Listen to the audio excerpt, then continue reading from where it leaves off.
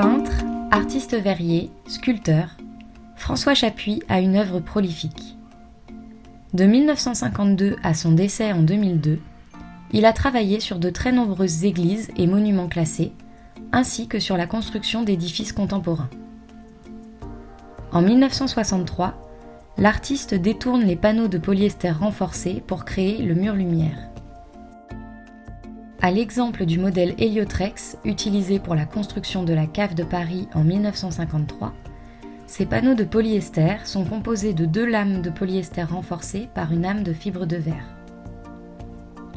En créant les murs-lumière pour l'église Saint-Michel de Livry-Gargan, Chapuis réinterprète ces panneaux pour en faire un vitrail polyester.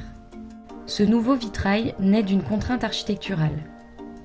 La surface de vitrail de la tour-lanterne équivaut à environ 400 m², trop importante pour supporter un vitrail traditionnel en verre.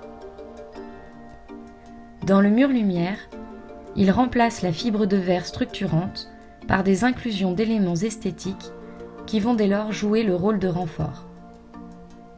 Ainsi, à partir d'objets de récupération comme des résilles en nid d'abeille ou des sections de tubes, et avec des pigments colorés, Chapuis crée des compositions abstraites avec une réflexion sur les différentes échelles de l'univers. Dans les murs-lumière, il joue sur les nuances de teintes, sur les transparences et les profondeurs du matériau pour créer une œuvre cinétique constamment renouvelée. En effet, l'observateur aura toujours un rapport différent à l'œuvre et à son sens, selon la lumière ou sa position face à l'œuvre.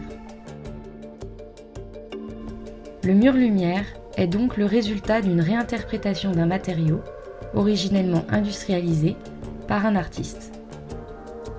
Trait d'union entre art, architecture et industrie, le mur-lumière interroge sur la réception d'une œuvre d'art qui n'est pas toujours considérée comme telle.